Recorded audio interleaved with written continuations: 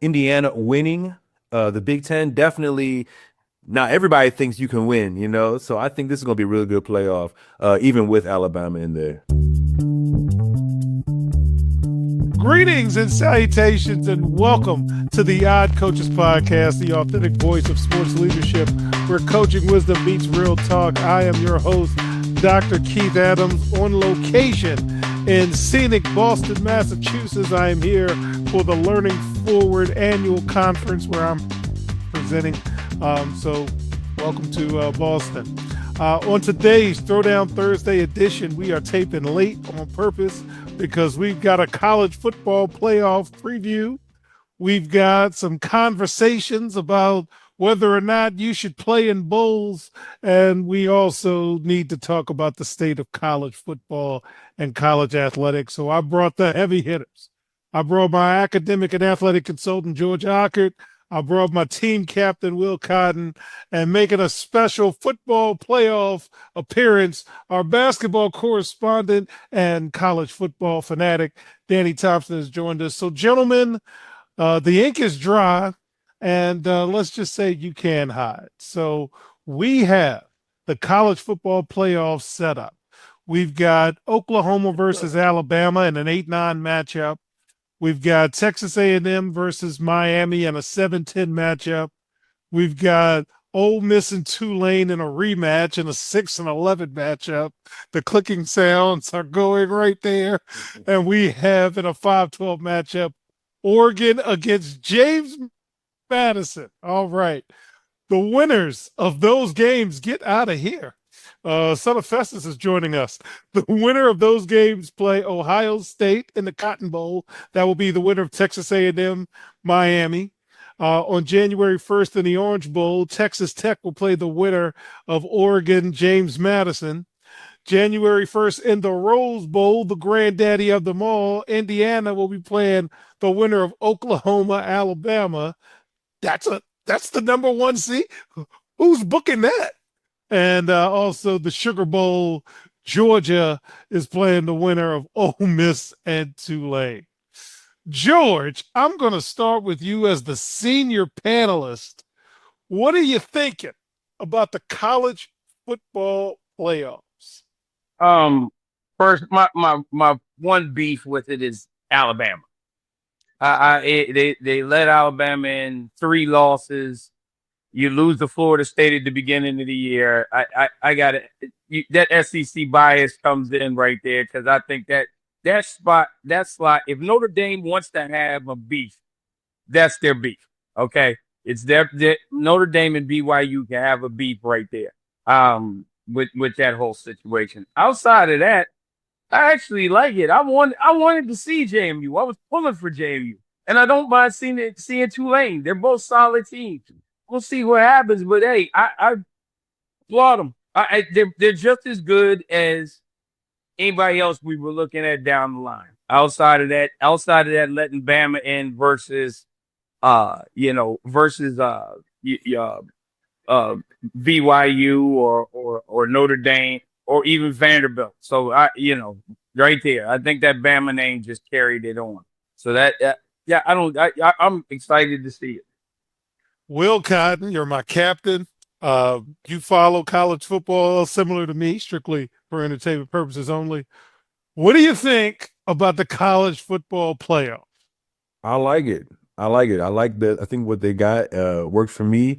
I think all the teams that made it, I mean, I'm not mad at them. I mean, I guess you can argue for Alabama, and Notre Dame can complain, but hey, when you're independent, that's what you get on the short end of the stick. I mean, if they had a conference and they won that conference, it wouldn't be a question. But if you do your thing off money, then that's what you get. I don't really. I mean, I guess you could argue Alabama, but I think they're better than the teams that would have gotten here. I mean, BYU would get smoked by Alabama. I think so. Then, and there's a couple other teams that thought would have got this. So I think they got it right. It's going to be very, very interesting. Indiana winning the Big Ten, definitely not everybody thinks you can win. So I think this is going to be a really good playoff, even with Alabama in there. All right, Danny, I got you on a Thursday. This must be special. So share your thoughts on the college football playoff. I mean, the only thing that I had a beef with was, and it's not even necessarily a beef. It's just Alabama getting in. I thought they were going to be left out. I did not think they were going to get in, especially with the 3 losses, especially losing to Florida State at the beginning of the season.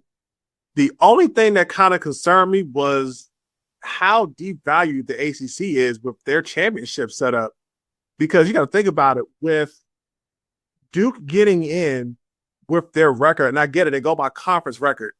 There was no way you should have put them in ahead of Miami playing for the conference championship game. Now, granted, Miami got in at a large bid, and they should have, because there's no way the committee should have had Notre Dame ahead of Miami for 5 straight weeks, knowing Miami beat Notre Dame in the beginning of the season. So that's the first thing that stuck in my mind. The other thing is Texas A&M, 1 loss, and they dropped well below Ole Miss. So it kind of like, that's the only other shakeup that I could really say anything about. But other than that, they got it right. I mean, Notre Dame can cry and beef all they want. You're not a better football team than Alabama is right now, even though Alabama got dog walked, all pun intended, by Georgia last night. So no, they got the playoff right. All right, so I saved this person for last. I didn't know he was coming on. Believe me, I've spent my whole life wondering if he's going to make it to the bus. Neither did anybody else. But that's Neither did anybody else. but that's an inside joke that Will and I are probably laughing too much about the bus. But Fowler and Campbell played at George Mason, so he understands the mid-major experience better than all of us. Following, did they get it right? Because they've got Tulane and they got James Madison in and Notre Dame and BYU out. What are you thinking, man? To say they got it right, I don't know. I'm all for obviously James Madison and Tulane getting in. But if I'm a Notre Dame alumni, fan, student body, I'm upset. You know what I mean? Because you look at the level of competition and the teams that you've played, and then you look at the teams that James Madison and Tulane has played, and I'm looking at it as like, I see James Madison lost to Louisville, but they didn't play anybody else. You know what I mean? So you got Tulane who beat Duke, but I mean, other than that, I don't see any notable wins. So go ahead, George. Go ahead. But who did Notre Dame beat? They beat Pitt and Navy and they're ranked. Oh, please. So Notre Dame want to carry something. Get in the conference. I mean, I agree with that. They definitely need to get in the conference. They definitely do need to get in the conference.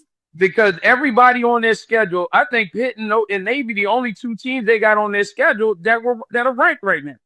Everybody right else now, but USC was ranked. USC was some bum sauce. Stop it. I'm trying. They were. Hey, look, their schedule is definitely, regardless, it's still better. The schedule is better than Tulane's schedule, and it's better than James Madison's schedule. And I'm not taking nothing from them. You know what I mean? I don't want to take nothing from them because they did what they were supposed to do with their schedule. You know what I mean? But to have both of them in is shocking to me. That's the only thing. All right. Well, I'm going to go to you for this because George is going to crush me. So I'll let him reply to you. BYU has a better resume. They lost twice to a team in the top 4. Those are their losses. How come BYU's not in? If you just did it on paper, Miami and Notre Dame shouldn't be in. BYU should be in because they lost their conference championship, and the committee don't punish you for losing your conference championship. Wait, they're not Alabama. They're punished. So tell me what you think, Will, and then George, go ahead and crush me. It's a business at the end of the day. It's a business. You try to make money, and the sponsors are like, hey, we get 5 million more eyes with Alabama versus BYU. So it was an easy decision for them to make. There's a lot of people, they couldn't even tell you what BYU stand for. You know what I'm saying? So they're just not a sexy, pick. So it came down to money. It came down to eyes. It came down to ad dollars. Nobody's really mad except by BYU, to be honest with you. I would definitely watch an Alabama football game over BYU. I don't care who it is, but they should definitely be in the bowl game and they should play and they should show people why they should have been there. I hope they don't decide like, oh, well, I ain't playing, I ain't doing this stuff, or blah, blah, blah. But it really ad dollars that got them out that way. So it's unfortunate. Too late for that notion because I just read up Notre Dame said bump that bowl game. So that go. They should lose the bread. I think they should lose the bread though. If you get a bowl, that's like you don't get a bonus at your job and you're like, all right, well, I'm not going to work. I'm done. I'm done this week. Like you can't do that. Like, but they're all athletics. crying. They're all crying. They're being babies right now, crying about it. I'm telling you, if BYU wants to have a beef, the beef would be, why is Alabama there? And we'll hit it on the head. Hit it on the head. It comes down to money. And it was a flip of a coin if you want to look at it. Are you going to bring BYU? Are you going to bring Alabama? Or are you going to bring Notre Dame? Because both of them going to bring the money with them because they're they're blue bloods. So they're gonna go that way. So the beef is with Alabama. I don't want to hear this crying about anybody else. The beef is why you let a 3-loss team in. That's the real beef. Robert told us a 3-loss team was going to be in 7 weeks ago. And I looked at him and said, Robert, you can't have a 3-loss team. He said, watch. And George said to us week after week, yo, Tulane's getting in. And I'm like, yeah, Tulane's not getting in. Tulane's sitting right in there, and I pumped JMU. Now I'm hoping they get the brakes beat off of them and really mess it all up. Yeah. So with that, in segment 2, we're going to talk about the state of college football, and we've got the right people to talk about that. We'll be right back on the Odd Coaches Podcast. Today's student athletes face pro-level challenges without pro-level support. The CKA SAVE project is here to change that. For 16 plus years, Dr. Keith Adams and his team have provided comprehensive academic and athletic support from middle school through post-graduation transitions. NIL guidance, transfer portal navigation, academic coaching, career planning, they've got it covered. The CKA SAVE project. When your future is on the line, experience matters. Learn more at www.ckasaveproject.org. Welcome back to the Odd Coaches Podcast. In segment 2, we want to have a state of the industry discussion. And one of the things we learn in business is that yesterday's solutions lead to today's problems. Last year, they were mad at the conference champions. So the committee and whoever's involved in that said 5 highest ranked conference champions are in there on the assumption that it'll be all of them except the group of 5. And boy, was that egg on their face. So let's take a look at the conference expansion piece that Franchise and I have covered for the entire time we've been on the air. The American Conference has 14 teams. The ACC has 17 teams. The Big 12 has 16 teams. The Big 10 has 18 teams. Conference USA has 12 teams. Good old Tuesday Maction has 13 teams. Mountain West has 12 teams. Pac-12 will be back next year with a whole bunch of Mountain West teams. The SEC has 16 teams, and the good old Sun Belt has 14. In addition, the calendar is no calendar. There's no structure. There's no organization. And, hey, I'm sorry to tell you, and George is an AD as well, football is a first semester sport. So y'all keep pushing everything to second semester, but I'm going to let that go and let my panel talk about it. Bowl games don't matter because no matter what, football's going to be on and somebody's going to be betting on it. So somebody's going to be watching. So whether Notre Dame plays or not playing, if there's 2 teams playing, somebody's putting some money on it. And the bowls make everybody money. So, yeah, the bowls are not going away. The transfer portal, they're too scared to go through a process that makes it tied to academic eligibility. NIL, there's no formal certification process, so good luck with that. Congress, there's 30 different state laws. That doesn't work. The Articles of Confederation doesn't work. Collective bargaining, man, stop calling them employees. Nobody knows about contract law. That's why the CKA SAVE Project's doing research on this.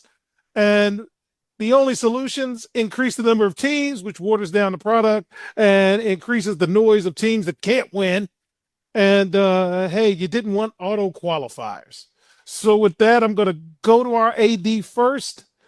George, give me the state of college football anywhere you want to, and throw out solutions if you got them. Wild West, man. It is the Wild West right now. Anything goes right now. I think even with this whole, even adding in the whole situation with Lane Kiffin, even makes it even worse. So they need a commissioner. I know, and I still say they're going to be pushing towards that super conference because they need a commissioner and they need regulations around the transfer portal and they need regulations around NIL. I mean, I saw cats as soon as the season was over, even before the season was over, talking about I'm going into the portal. And come springtime, they'll be already at another team somewhere. So this kind that in between these guys that are still suing to get another few years. It is out of control. They really need to get a handle on this because this thing is gone. What's Pavia going for? Pavia trying to get a whole nother year because he's in court now trying to get another year of Vanderbilt. I think Pavia is done.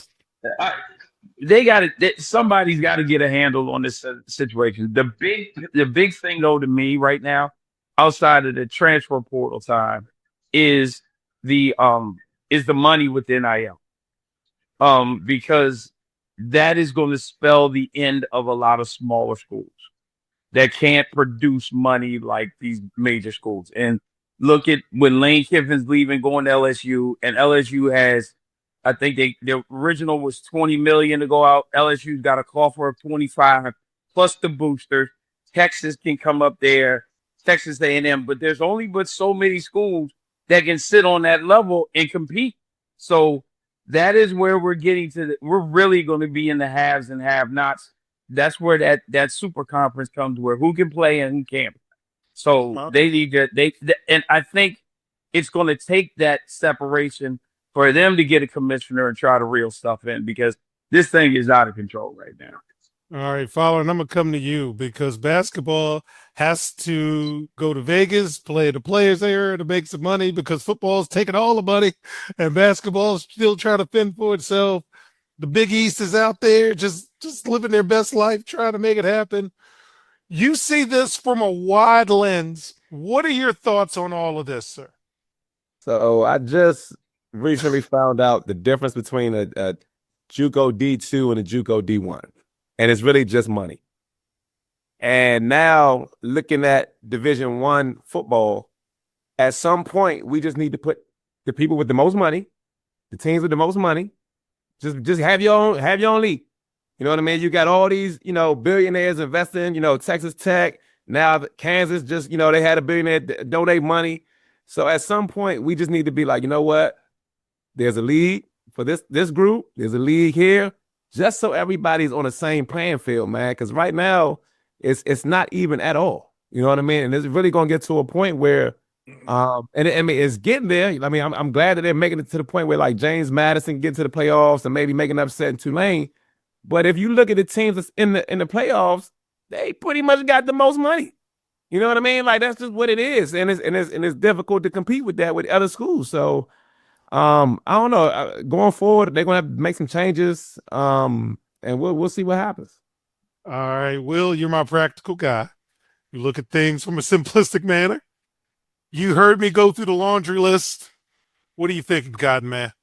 I think the thing that NCAA has is it's a good product.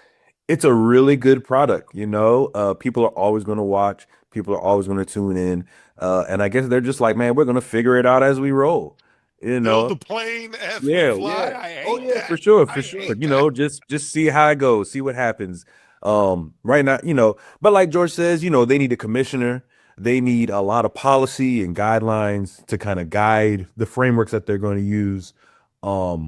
not necessarily someone to say no or a cap on money or this is how much you can spend, but just some sort of like regulatory kind of thing, like just making sure the money coming in is legal and the people are paid the right way. You know what I'm saying? I think that's the one thing. And for like following, I think, one solution that you can even have is like you said, if you have a whole division of just like big dogs, like you got money, you got recruits, they should have flexibility where some years I may have more money and players I can work up in myself in the big dog. Some days I don't got it. I might have to go back down to Division 2 or Division what it is.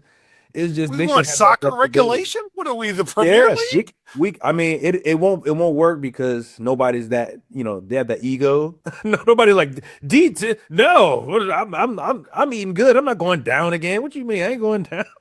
But I mean, we got to figure out what's going on. But the thing is, we will always have competitors. We will always have good teams.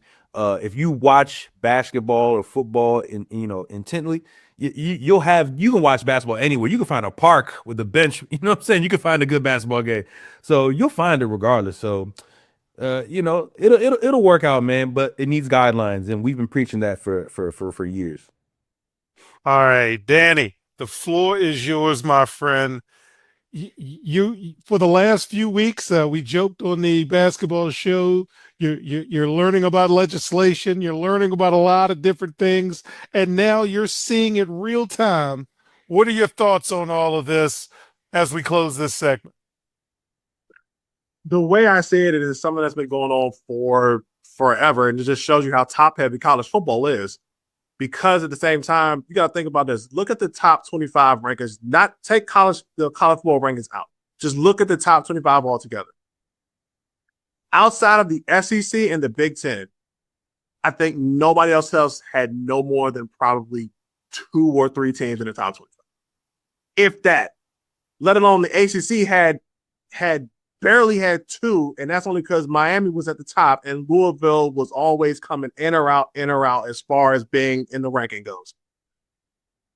It just shows you how, again, college football is king. They're trying to find ways to get the most money for these big conferences. Because I'm with Falar. I think you need to go ahead and just make this super conference of just the major programs who got the most money to come in and say, this is for y'all, and then have the next level is for them. Because if you look at the CFP, outside of James Madison and Tulane, everybody else has endowments that's in the billions at this point.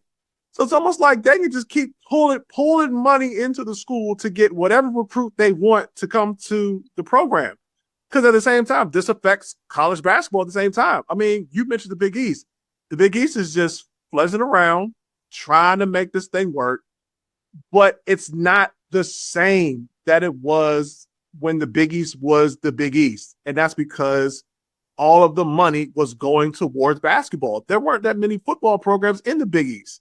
So I think at this point, you just need to come to the realization that if you're not going to put all of the big programs into one super conference, what are we doing? I mean, granted, the product is great. I will never take away from how good watching college football can be. I can turn on a Saturday afternoon and watch a big-time ranked game, albeit whether it be in the beginning of the season where you got one of these mid-major programs who are one of the top programs in the country, playing one of these higher-ranked schools, which something that is basketball is allergic to at this point.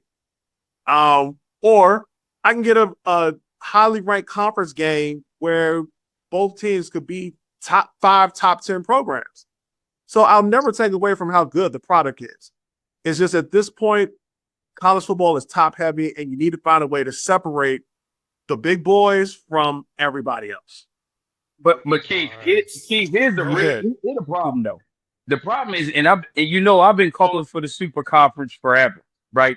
The problem is you have schools like Vanderbilt or Ole Miss or a Pitt or BC that that aren't going to give up their seat at the table, and they're with the big boys, but they can't play there because playing a Miami or playing a Bama or playing LSU brings in so much money.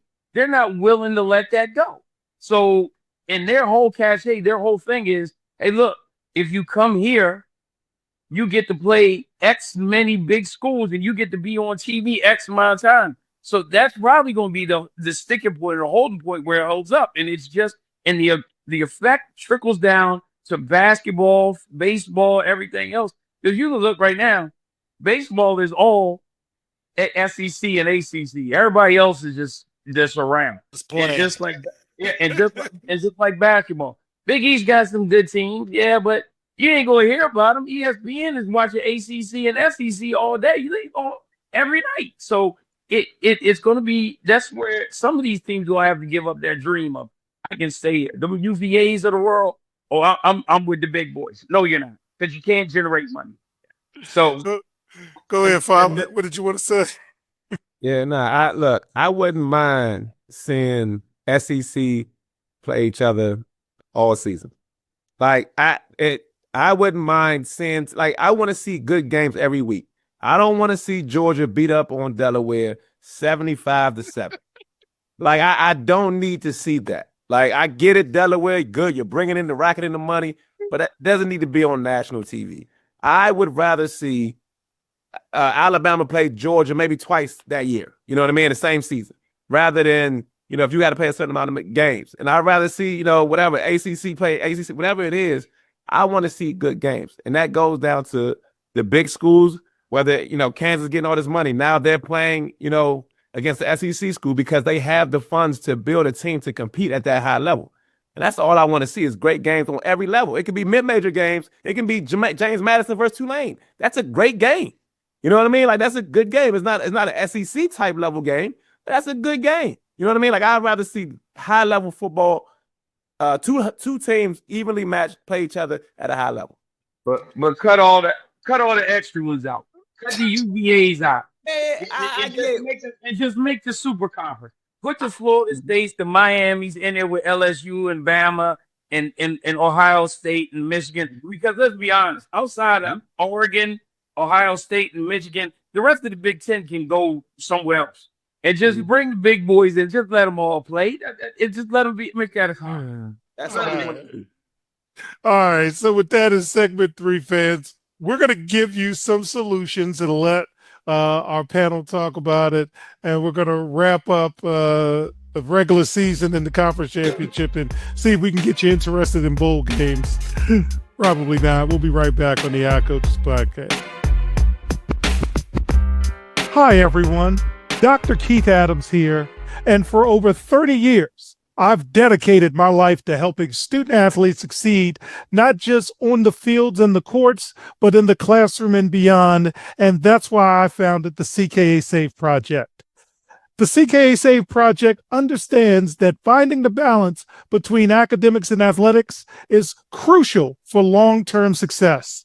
That's why the CKA Save Project offers a range of programs, including personalized consulting, mentorship, and coming in 2027, our innovative Gap Year Basketball Academy designed to assist both young men and women reach their full potential both on and off the court.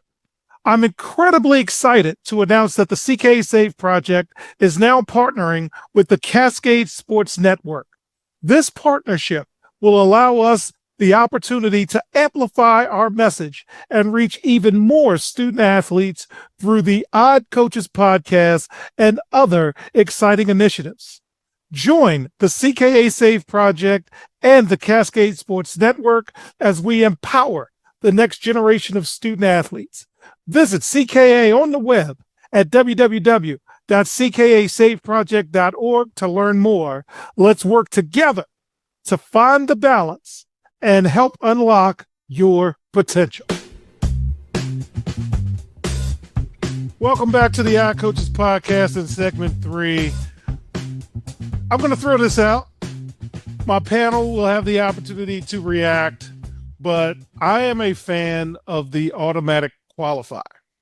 If you expand to 16, okay, and if you started week 0 and let week 0 be week 1, last week would have been whatever's going on. And I'm still funky about the conference championship.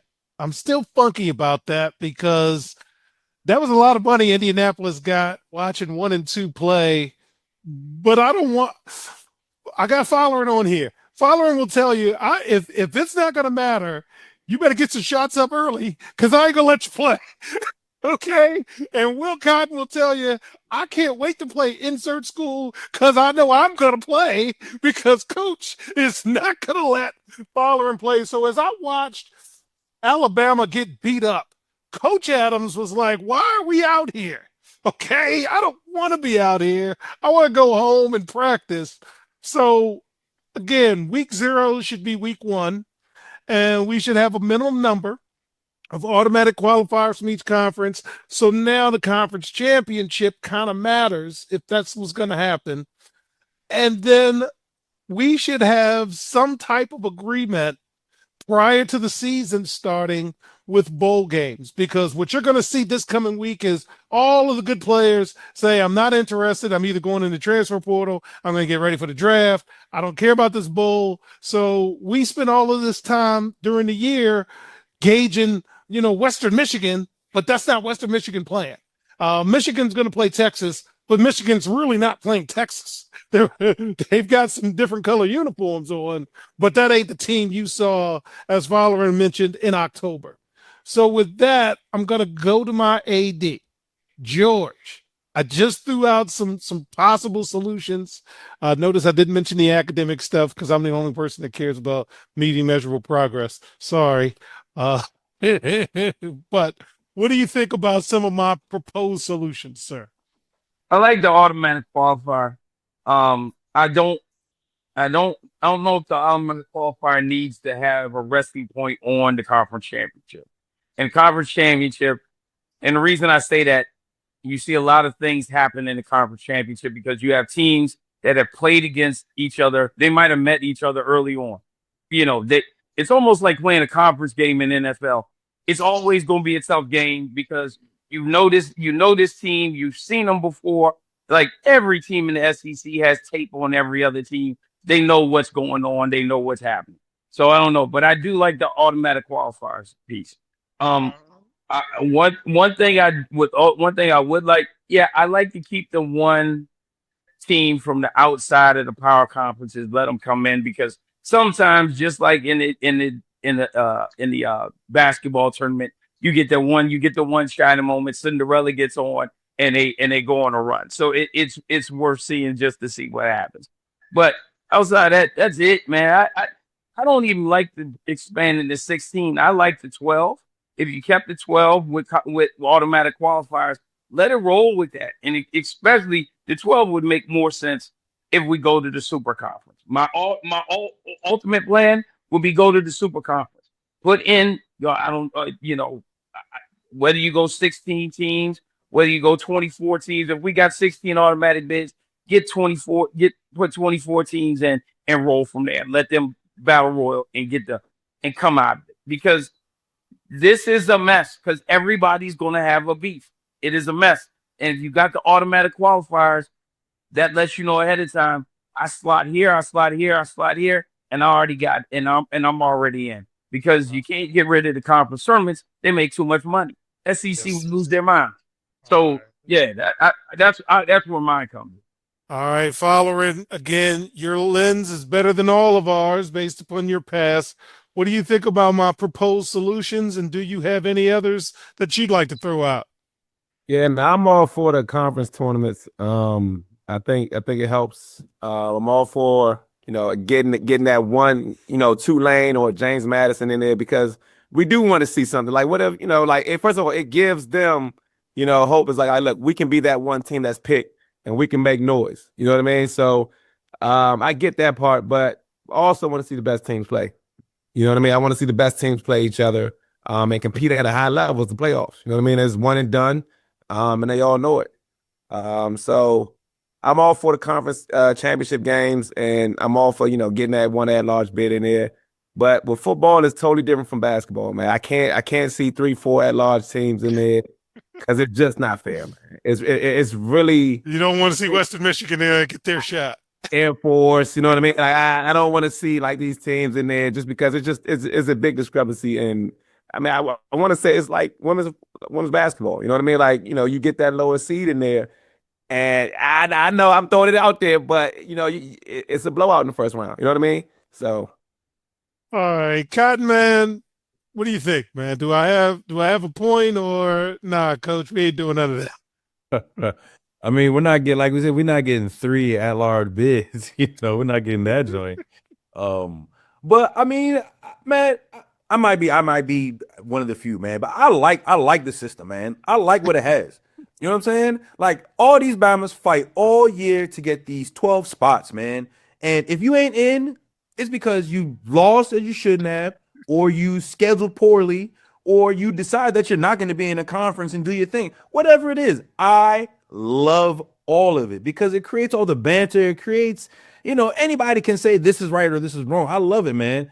The one thing I would like to see is, Coach, I would like to see if they would just pay the guys or have some kind of like purse and keep the bowls going, man. Look, these kids want money, man. They're not playing for free anymore. Those days are honor and a gift bag are done, bruh. You come, I got PS5 myself. I got 5 of them. You talking about a PS5? Pay these dudes if you want them to show up at these bowl games. Come out with a purse and say, look, winner gets X, loser gets Y. You know what I'm saying? And gift bags and schmooze and you know what I'm saying? Like they could do it what they want to do. You know what I'm saying? No. But everybody, I'm happy with the things is going. I like it. The games are exciting. I'm sorry, I don't want to see BYU. I don't care. You know what I'm saying? I don't care. I like it. I'm having a good time, man. All right, Danny, Will is breaking my heart because no one brought up meeting measurable progress academically. What do you think, Danny, about any of my proposed solutions, or do you have your own? I think with the expansion, the only question I have with expansion is, what do you do with the conference championship games? Because for starters, you've already said conference championships don't mean shit. Look at Florida State a couple years ago. They went undefeated, won the ACC, and got left out by a team that didn't win their conference championship. So they already said the conference championships don't mean shit.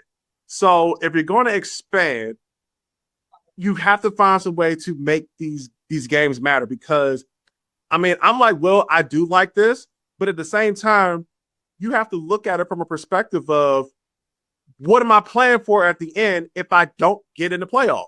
Because bowl games are meaningless. I haven't sat and watched a meaningful bowl game in damn near almost 8 years because I wait for the bigger bowl games to come on and I'm like, all right, cool. I've had my fill of college football. Great. On the college basketball now. So I don't know. I mean, I'm all for expansion, but again, if you expand it, how many teams are going to get in with these automatic qualifiers? How many teams are going to get these AQs? Because then you have to go back to the first thing I mentioned. What do you do with the conference champions? What do you do with teams like if you have like let's say we get an instance, James Madison and Tulane win the conference again. You expand it, you get an AQ. Duke gets in there. And I'm not trying to watch Duke in the college football playoff. It's not happening. If I can say if this was college basketball, great. I'm watching them. I'm not watching Duke football. I haven't watched a Duke football game ever. So why would I want to watch them in a college football playoff now? So if they're going to expand, you need to find a way to make these college championship games matter because, again, you've already said it. I don't care if you win your conference championship or not. If you're not one of the better teams, you're not getting in. So I don't know. I mean, you can expand it. And then 2, how many teams are you going to expand it to? The talk of 16 has been going on now for like the past maybe 2 years because they're saying 4 didn't work. You're now saying 12 apparently doesn't work. So what are you going to do? How many teams are you going to expand it to? That's my only question. Hey, turn the bowl games into the playoff game. First, That could be a pro. That could work. That would be the best. All right. So with us as we close up, sneaking in, Teacher of the Month every month, Mike Connors. Mike, you got a lot of input. Yes. You got the college football playoffs. You got that. You got, oh my God, everybody's mad about this, that, the other. You're my everyman, as I used to say in department meetings. Close us out. What does Connors think about all of this going on? Now, don't shoot me on this, everybody. I'm a historic Clemson fan. My brother went there in the 80s, so I'm an ACC guy. That being said, they need to do away with conferences. It needs to be a super conference, like George said. I mean, let's be honest. The mediocre ACC teams are going to lose to the worst SEC teams and Big Ten teams. It's a joke. I love the mid-major teams. James Madison, one of my former wrestlers, is the star linebacker at Old Dominion. They should not be in this tournament. It's just a joke. Tulane, come on. That's a breeding ground for great coaches or coordinators who want to be coaches to go somewhere and prove what they can do. This is a tournament that should be run like every other level is. Division 3, Division 2, they put in 16, 20 teams. I don't even know what it is anymore. And then they play it out. It doesn't matter your division. It doesn't matter what conference you're in. It's the best teams qualify. If 12 of the best 16 teams are SEC teams, you put them in. If 10 of the best 16 teams are Big Ten teams, you put them in. It's like wrestling. They take the top 32 kids in every weight class and put them in, and you wrestle to who sees the best. You don't care what team they're from. You don't care what conference they're from. It's a joke. The NCAA is a business, and they're screwing it up hugely when it comes to D1 football. It's a joke.